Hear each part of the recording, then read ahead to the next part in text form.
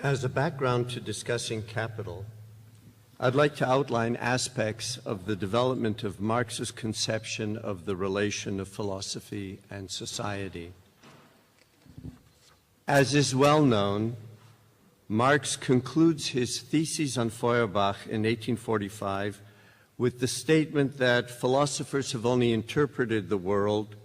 The point, however, is to change it, thereby raising the issue of the relation of philosophy to society, and hence the relation of philosophy and social theory.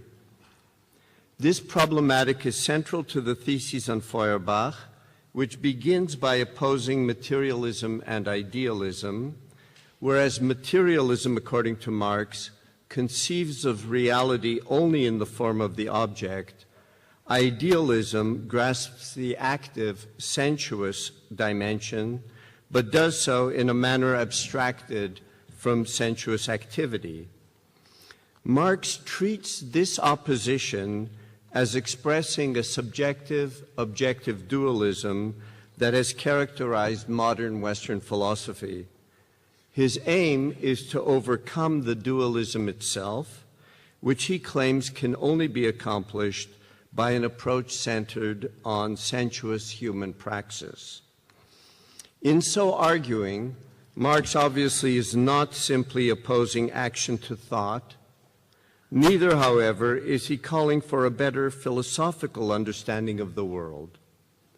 Criticizing Feuerbach for not seeing that the abstract individual which he analyzes belongs to a particular form of society, Marx suggests that the object of thought must be understood as historically and socially determinate.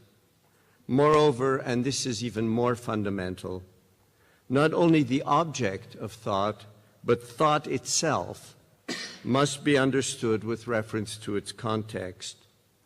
Consequently, Marx criticizes the materialist doctrine that men are products of circumstances and upbringing, not only for forgetting the active dimension, that it is men who change circumstances, but also the reflexive dimension, that the educator must himself be educated. As a result, according to Marx, materialist doctrine ends up dividing society into two parts, one of which is superior to society. This critique is not only one of avant-gardist conceptions of politics, but also of any understanding of theory that explicitly or implicitly posits a decontextualized theorist hovering above and outside of all determinate contexts as an omniscient spirit. Overcoming the classic subject-object dualism, then, requires a self-reflexive form of thought that grasps philosophical problems with reference to their determinate social and historical context, while treating context as constituted by praxis. In other words, the approach Marx outlines in the theses on Feuerbach, although still underdetermined, regards critical social theory as the adequate supersession of philosophy. This general point emerges more clearly in the German ideology, where Marx famously argues that contrary to the idealism of the young Hegelians, it is not consciousness that determines life, but life that determines consciousness. Nevertheless, Marx does not simply argue that the young Hegelians have made a conceptual error. Instead, he claims that their idealist understanding that consciousness determines life must itself be understood with reference to its context, or as he puts it, if in all ideology, men and their relations appear upside down, as in a camera obscura, this phenomenon arises from their historic life process. One task of critical theory, then, is to show that determinate forms of thought are forms of misrecognition by rendering them plausible with reference to their context.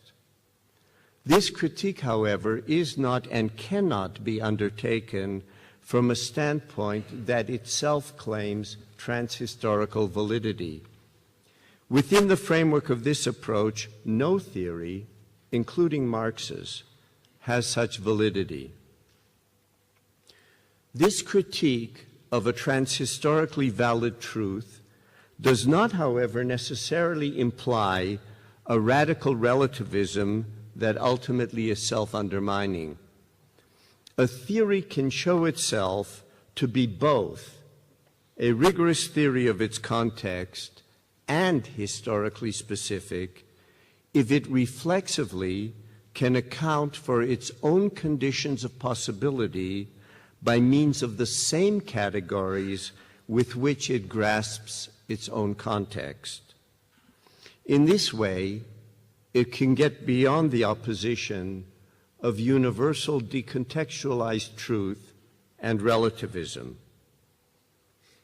In the German ideology, this approach is still largely programmatic. Marx only begins to work it out. So, for example, in discussing idealism, he relates its conditions of possibility in very general terms to the division of mental and manual labor.